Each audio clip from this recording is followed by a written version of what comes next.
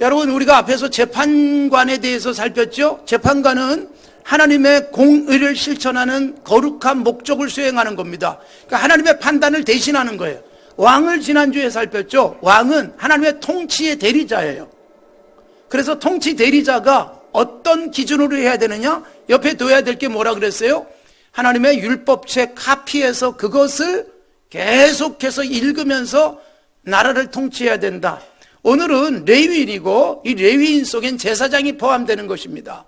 레위인에 대한 말씀을 나누도록 하겠습니다. 여러분, 레위 사람들은 이스라엘 백성들이 가나안 땅에 들어가서 땅을 분배받습니다. 12지파가 분배를 받는데 레위 사람은 땅을 분배받지 못했습니다. 레위 사람 빼고도 12지파였습니다. 왜 그런 줄 아세요?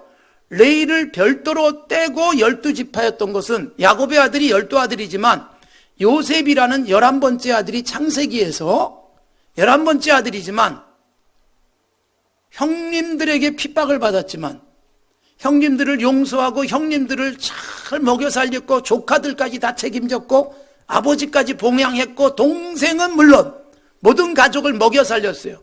내가 장남도 아닌데 왜 이 짓을 해야 돼? 이런 생각을 하지 않았습니다. 당연히 제가 책임지지요. 아버지도 그리고 모든 형제들을 다 책임졌어요. 그래서 그가 장자 같은 복을 받은 거예요. 여러분, 우리가 살아가면서 지는 부담은 항상 힘들어해요. 그러나 뭔가 받고 싶은 생각이 있잖아요. 하나님께서는요, 짊어진 짐만큼 복도 주십니다. 내가 할 일이 아니라고 생각돼도 하십시오. 그게 가정에서든 5월달 가정의 달인데 굳이 내가 할 일이 아닌데 형님이 하지, 우리 언니가 해야지, 그런 생각이 들지라도 내가 적극적으로 하면 하나님이 그 복은 더 넘치도록 주실 겁니다. 이 요셉이 11번째 아들인데 온 가족을 책임졌어요. 그랬더니 하나님이 요셉에게 복을 주시는데 12지파 속에 요셉 지파는 없어요. 이름이. 요셉의 두 아들 므낫세하고 에브라임이 있는데 르우벤, 시므온, 레위, 유다, 단, 납달리, 갓, 아셀, 이사갈, 스불롯, 그 다음에 요셉 대신 므낫세, 에브라임 지파, 막내 베냐민, 이래서 12지파가 되는 거예요. 그러니까 요셉은 2지파가 된 거예요. 2배예요, 2배. 이건 장남만 누리는 복인데 11번째 아들이 장남의 복을 받고 2몫을 차지합니다. 레위는 별도로 떼가지고 가나안 땅 들어갔을 때 다 흩어서 12지파 속에 들어가서 흩어져서 살게 하셨습니다. 그러니까 여러분, 요셉처럼 복받는 삶, 이것은 내가 어느 정도 더 많이 짊어지셔야 돼요. 그게 가정이든 사회든 일터에서든. 그리고 교회에서도 내가 더 많이 짊어지면 하나님이 그거에 대한 결과는 반드시 주시는 거예요. 주님의 약속이 뭐예요? 냉수 한 그릇도 하나님이 반드시 기억하신다. 누군가에게 냉수 한 그릇만 줘도요, 이것을 기억하셨다가 하나님께서 반드시 상을 갚아 주실 것이다. 그렇기 때문에 내가 왜 이렇게 더 힘들게 일해야 돼? 안 해도 될 걸 왜 해? 이런 생각이 들 수 있잖아요. 그 부분은 반드시 하나님이 보상해 주실 줄로 믿습니다. 보상을 바라고 하진 않지만 이렇게 하는 게 너무 기쁘고 주는 게 즐거움이고 베푸는 게 감격이고 이렇게 살아가면요, 하나님이 거기에 대해서 생각도 못했던 놀라운 것으로 채우신다. 이게 12지파의 숫자 속에 담겨있는 교훈이에요. 요셉이 2지파를 차지하게 됩니다. 그리고 레위 지파는 흩어졌습니다. 12지파 속에 다 흩어졌는데 창세기 49장에 레위가 흩어진 이유는 저주였습니다. 아버지 야곱이 레위에게 저주를 했어요. 그러니까 레위 지파는요, 자기들의 조상 레위가 아버지에게 저주받은 조상이에요. 창세기는요, 아버지의 축복이든 저주든 그대로 이루어졌습니다. 노아가 자녀들을 향해서 예언적 축복을 했을 때, 그리고 아브라함이, 그리고 이삭이, 야곱이 자손들을 축복한 내용이 그대로 되는 거예요. 그래서 여러분, 부모가 축복하고 싶을 만한 삶을 사셔야 돼요. 그러면 그대로 이루어집니다. 축복 받을 수 있게 해서 사시고, 우리 자녀들에게 건강한 축복하십시오. 야곱의 예언적 축복, 레위를 향해서는 흩어지는 저주를 하셨어요. 그래서 사실 저주받은 그런 지파였어요. 그런데 여러분, 출애굽기 32장에서 레위가 조상은 저주를 받았는데, 그래서 흩어지는데, 그래서 저주가 흩어짐이었어요. 이게 바뀌진 않아요. 근데 후손들이 어떻게 바꿨느냐? 흩어지는 게 저주가 아니라 복이 되게 바꿔요. 출애굽기 32장에 여호와 하나님께 헌신하는 기회가 오니까 기꺼이 헌신했어요.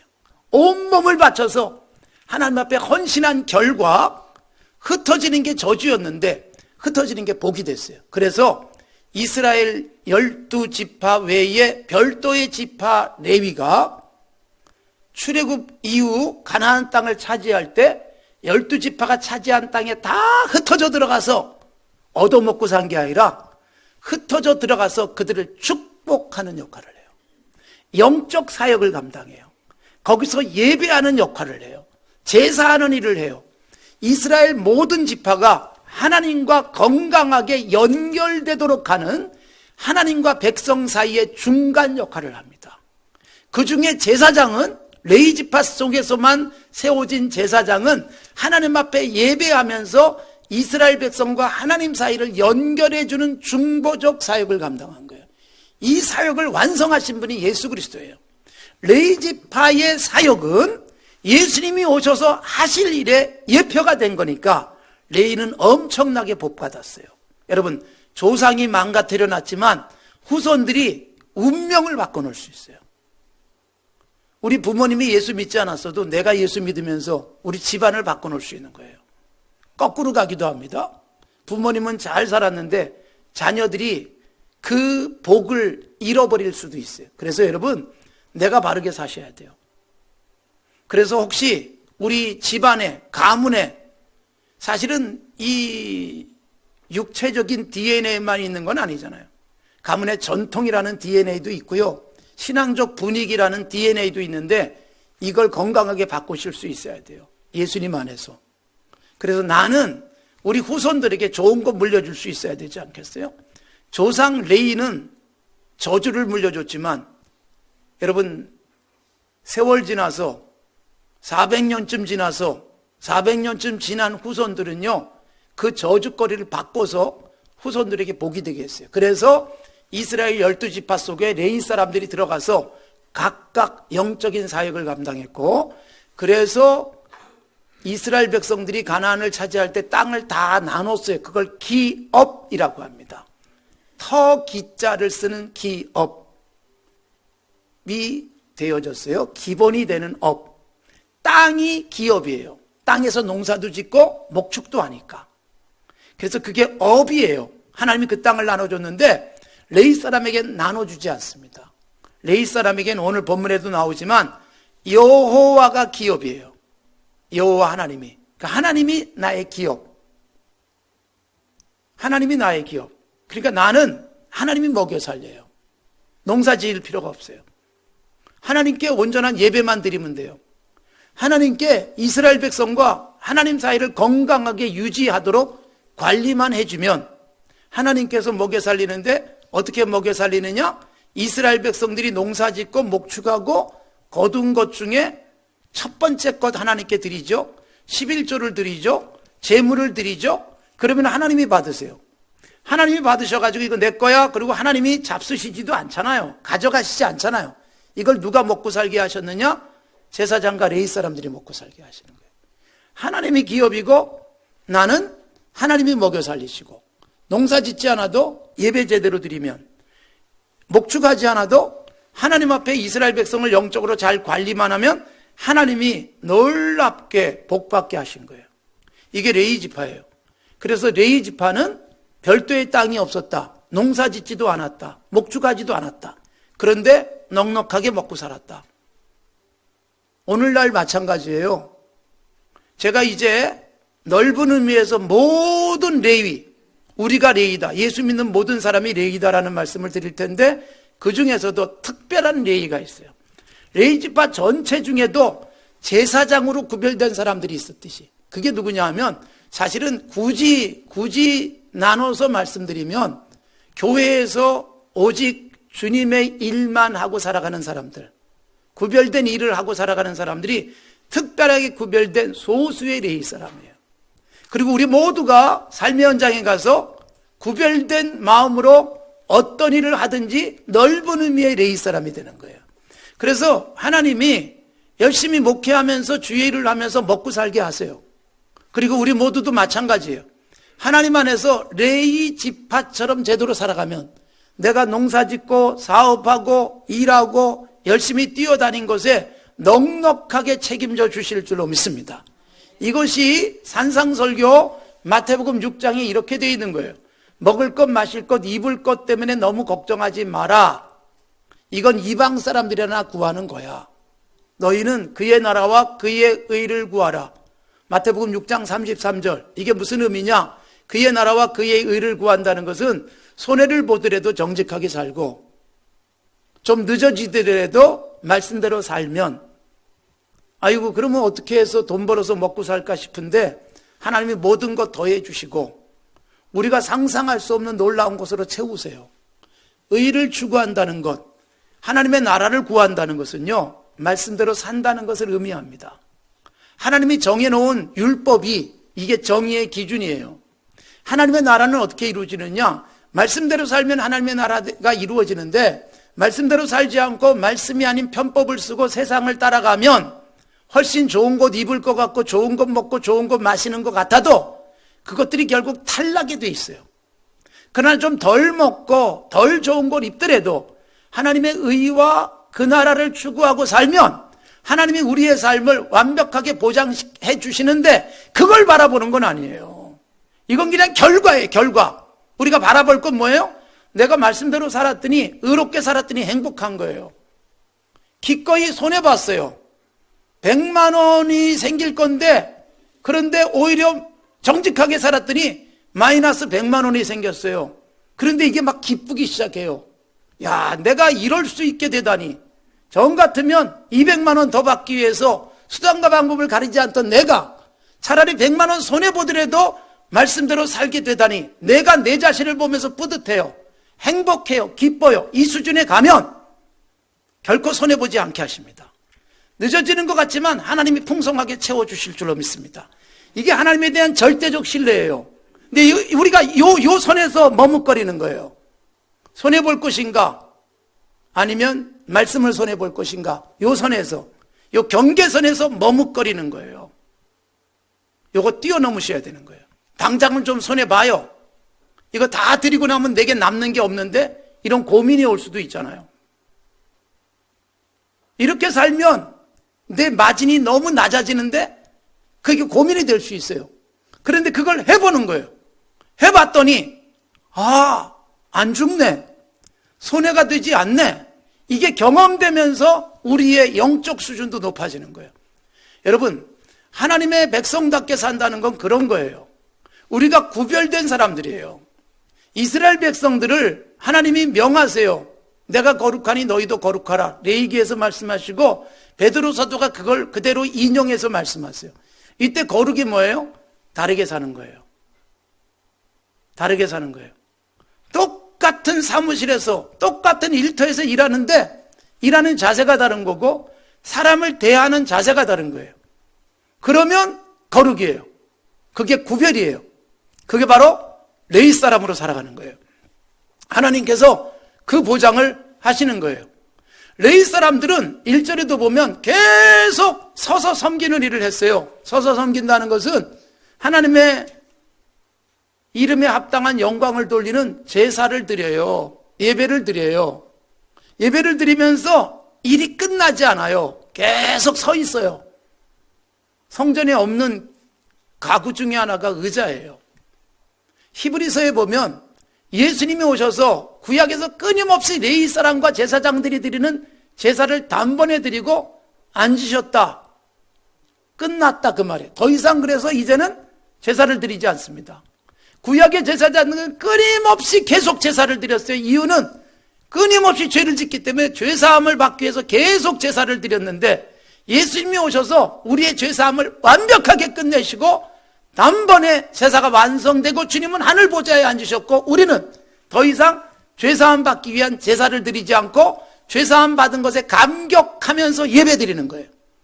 정말로 예배에 감격이 있으면 우리의 삶은 풍성해지고, 구원받은 감격이 내 속에 넘치면 예배를 뺄래야 뺄 수가 없어요.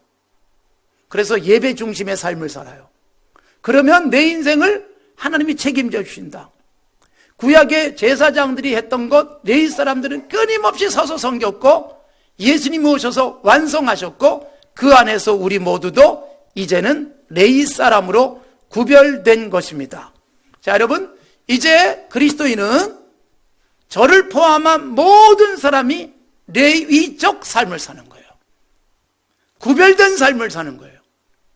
똑같이 돈을 벌기 위해서 일하지만 레위적 가치관은 뭐냐? 돈 버는 이유가 달라요. 돈 버는 과정 속에서 하나님의 말씀이 그때그때 구체적으로 펼쳐져요. 그게 레위적으로 살아가는 거예요. 그리고 내가 서 있는 그 자리에서 이 시간에 우리가 같이 예배하지만 예배의 감격이 충만하면 삶의 현장에 나가서 또 예배하듯 살아요. 내 앞에 있는 사람이, 내 앞에 있는 일들이 주님인 것처럼 생각해요. 그분을 예배하듯 섬겼더니 나를 신뢰하는 사람이 많아져요. 나와 일하고 싶은 사람이 많아져요. 그래서 내가 하는 일이 잘 될 수밖에 없어요. 이게 레위적으로 살아가는 거예요. 하나님이 나를 흩으신 자리에서 무엇을 하든 주님이 기뻐하는 삶을 사는 거예요. 자, 여러분, 레위 지파는 12지파 속에 다 흩어져 산다고 했어요. 이게 여러분, 구약의 창세기에서는 저주거리로 흩어진 거지만 신명기에서 모세가 레위 지파를 축복할 때는요, 거룩한 일을 감당하는 지파로 축복을 해요. 뒤에 가서 우리가 보겠지만. 이유는 뭐냐? 출애굽기 32장에서 하나님께 기가 막힌 헌신을 했기 때문이다. 그래서 흩어지는데, 자 보십시오. 신약 교회로 옵니다. 예수님이 십자가에 못 박혀 죽고 난 다음에 승천하시고 제자들에 의해서 교회가 서기 시작합니다. 예루살렘 교회가 부흥을 했어요. 성령이 임하면 증인이 되라. 그래서 제자들이 열심히 선포했더니 예루살렘에 예수 믿는 사람이 엄청나게 많이 몰려들었어요. 사도행전 2장에 보면 막 2천, 3천 명, 그러더니 막 5천 명, 셀 수 없는 무리들이 몰려왔어요. 예루살렘에 어마어마하게 많아졌어요. 그런데 예수님이 원하신 것은 이렇게 많아진 기독교인들이 흩어져서 복음을 전하기를 원하는 거예요. 사마리아에도 가고 온 유다에 흩어지고 지구촌 끝까지, 땅 끝까지, 그래서 로마까지 가기를 원하시는 거예요. 그런데 예루살렘에 버티고 있어요. 우리끼리 너무 좋은 거예요. 우리끼리 즐거워하고 떡을 떼고 예배하고 핍박이 있어도 감사하고 찬송하는데 이대로 두면 흩어지지 않을 것 같아서 사도행전 7장에서 스데반이 순교하면서 본격적으로 교회에 대한 핍박이 일어나서 예루살렘에 있던 사도들 빼고 모든 예수 믿는 사람들이 사방으로 흩어져요. 흩어진 사람들이 다니면서 복음을 전했어요. 그게 사도행전 8장. 흩어진 사람들이 사마리아에도 가고 온 유대에 흩어져요. 그리고 흩어진 사람이 어디까지 가는가? 사도행전 13장에 보면 지금 이스라엘 나라의 저 북쪽 시리아까지 가요. 거기에 안디옥이라는 곳에 있는데 거기 가서 복음을 전했더니 많은 사람들이 예수 믿고 안디옥 교회가 부흥하면서 안디옥 교회는 바울과 바나바를 첫 번째 선교사로 보내면서 복음이 더 많이 흩어지고 결국은 사도행전 28장에서 바울 사도가 로마까지 가고 그렇게 흩어진 예수 믿는 사람들이 계속 흩어지다가 우리나라에까지 왔고 우리나라에서 예수 믿고 헌신한 사람들이 또 IT에도 가고요. 그리고 저 아프리카에도 가고 심지어 이스라엘 땅에 다시 가요. 흩어지기 시작해요. 그래서 예수 믿는 모든 사람은 흩어진 레위 사람으로 살아가는 거예요. 흩어진 레위 사람으로 살아가는데 여러분 그 삶이 구체적으로 어떻게 돼야 되느냐? 우리가 뭐 어디 해외로 나가서 레위 사람이 아니라 예배를 마치면 예배 끝나면 우리 흩어지잖아요. 여기 계속 있지 않잖아요. 있으면 안 되잖아요. 삶의 현장에 흩어져서 일터로 가요. 삶의 현장에서 열심히 살아요. 구별되게 살아요. 레위 사람처럼 예배하듯 살아요. 그런 나를 통해서 주변이 변화되기 시작하는 거예요. 나에게 감동받는 사람이 생기는 거예요. 아, 이렇게 친절하게 해주는 분이 계시는구나. 자기 일도 아닌데 자기 일처럼 나를 도와주는구나. 이게 너무 고마워서 알고 봤더니 이 사람이 바로 하나님의 사람이고 예수 믿는 사람이고. 그러면 세상에 점차 영향을 미쳐야 된다. 여러분, 구약의 이스라엘 백성들 속에서 레위 사람들이 하나님과 이스라엘 백성을 제대로 연결해서 영적 상태만 잘 유지해주면 이스라엘은 영원할 나라였어요. 그런데 결국 레위가 잘못하면서 다 망해요. 실제로 제사장이 폐역했던 사례도 있잖아요. 사무엘상에 나오는 엘리와 두 아들들은 불량한 제사장들이었어요. 우리가 여러분 오늘날 이 지구촌에 흩어져 있는 교회, 그리스도인, 이게 정말 흩어지는 레위의 역할을 해야 돼요. 그래서 교회는요, 모이기 위해서 모이는 게 아니에요. 왜 모이느냐? 우리는 흩어짐을 목적으로 합니다. 교회가 여러분 흩어짐이 목적이 돼야 돼요. 이번에도 장대현 교회 자리, 산정현 교회 자리, 이런 것들을 볼 수 있었고, 그때 초기의 모습은 어떤 것이었는가 하면 교회가 부흥되니까 막 흩어요. 우리 교회 키우는 게 아니라 평양 제2교회, 제3교회, 제4교회, 제4교회로 설립된 교회가 산정현 교회란 말이에요. 산정제에 계리 55번지에. 그것을 어쨌든 지리적으로 확인은 했어요. 그거는 이미 10년 전에 확인했고, 다시 이번에 또 처음 보는 분들을 위해서 장대현 교회 자리도 가서 다시 한번 구경시켜드리고 그랬습니다만은, 여러분, 교회가 그냥 우리끼리 이렇게 하나가 돼가지고 커지는 것이 목적이 아니라 계속 흩는 거예요. 흩는 거예요. 우리의 힘을 분산시키면 우리 작아질 것 같죠? 나눴는데 또 커지고, 또 나눴더니 커지고. 예수 믿는 사람이 가져야 될 중요한 자세예요. 내 힘도 흩어야 돼요. 돈도 흩는 거예요.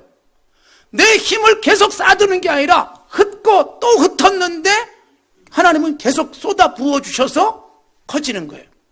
그러다 보니까 영향력이 커지잖아요. 내 돈이 여기도 가 있고 저기도 가 있고, 내게 혜택 입은 사람이 여기도 있고 저기도 있고 전국에 있고 전 세계에 있으면, 내가 알지도 못하고 본 적도 없지만 누군가에게 몇만 원 보냈는데 그거 덕분에 누군가가 밥 먹고 살고 학교도 갈 수 있었어요. 그렇게 영향력을 미칠 수 있는 게 넓어지는 것, 이게 레위적으로 살아가는 거예요. 그래서 여러분, 예수 믿는 우리는요, 항상 흩어짐을 목적으로 하는 거예요. 그리고 내가 쌓아둔 것이 내 기업이 아니에요. 내 분깃은 하나님이다. 하나님이 내 것이다. 하나님의 모든 것이 내 것 된다고 생각해 보세요. 내 것 아무리 많아봐야 그거 얼마나 되겠어요. 하나님을 붙들고 살면 하나님의 모든 것이 내 것 되어지고, 땅에 분깃이 없어도 하나님이 나의 분깃이고 하나님이 나의 기업이다 생각하고 살아가면 흩고 흩는데 하나님은 계속 주세요. 영향력이 커지는 거예요. 온갖 분야에서 음악 잘하는 사람, 미술 잘하는 사람, 글 잘 쓰는 사람, 영화 잘 만드는 사람, 돈 잘 버는 사람, 각자의 자리에서 하나님이 나를 보낸 것, 여기서 레위 역할 하자. 그게 구별된 모습이에요. 레위기에 보면 레위 사람들은요, 굉장히 구별된 몸을 갖고 살고 삶을 가지고 살았어요. 그러니까 이런저런 장애가 있으면 제사장도 안 됐어요. 그러나 하나님께서는 지금 우리에게 진정한 레위란 몸의 문제가 아니잖아요. 삶이에요, 삶. 삶이 깨끗하고 거룩하고 건강하게 구별된 모습으로 예배 마치고 나가셔서 어디에 가든지 하나님이 나를 보내신 곳, 세우신 자리, 이 개념 속에서 이 땅을 지키고 우리의 사회를 지켜가셔야죠. 그래서 건전한 의식과 가치관이 우리 사회에 넘쳐나도록 만드는 것, 이것이 바로 그리스도인이 해야 될 중요한 사명들이다. 여러분, 레위인으로 오늘도 세상을 향해서 나가시고 한 주간 레위인으로 열심히 사시다가 다음 주에 다시 모여서 영적으로 충전받고 고갈된 영적 에너지가 채워지고 다시 또 나가시는 건강한 하나님의 사람들이 되시기를 바랍니다.